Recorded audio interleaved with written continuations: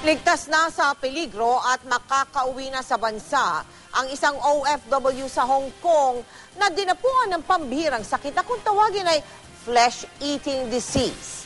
Ang sakit na ito ay naatake ng bakterya ang laman ng tao.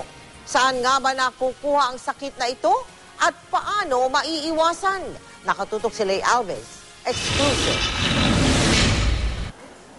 Dinalaw ng mga tauhan ng Overseas Workers Welfare Administration ang isa nating kababayan sa Hong Kong na may pinagdaan ng matinding karamdaman. Siya si Ruby Rosa Valenciano, isang domestic helper. Nitong Pebrero lang dumating sa Hong Kong ang tubong Malabon na si Ruby. Pero ilang araw pa lang siya roon ay bigla na lang daw siyang nanamlay at nanakit ang kanang paa. Nang tuluyan na niyang hindi maigalaw ang paa, isinugod na siya ng kanyang amo sa ospital. Dito na pag-alamang dinapuan pala siya ng necrotizing fasciitis o mas kilala sa tawag na flesh-eating disease. Pambihira ang nagkakasakit ng flesh-eating disease. Isa itong bacterial infection na sumisira ng balat, ng muscle at taba sa katawan. 3 beses na operahan si Ruby.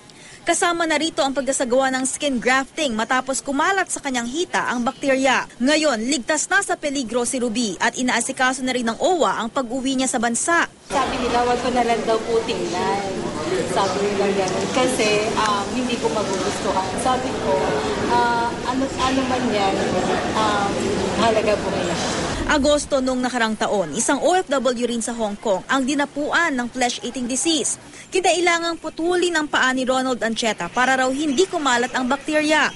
Pero ilang oras lang matapos ang operasyon, namatay si Ancheta. Taga Malabon din si Ancheta, isang pastry chef.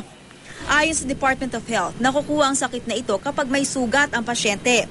Tulad ng nangyari kay Ruby, kayang malunasan ang sakit na ito basta't agad magpapatingin sa doktor. Huwag babaliwalain anumang sugat, anumang tumutubo sa mukha, lalo na yung mga sa ospital, yung mga nagpapa-opera. So, pwede rin kayo magkaroon ng flesh-eating bacteria. Para raw makaiwas sa sakit na ito, maging malinis sa katawan, laging maghugas ng kamay at huwag basta-bastang iinom ng antibiotics.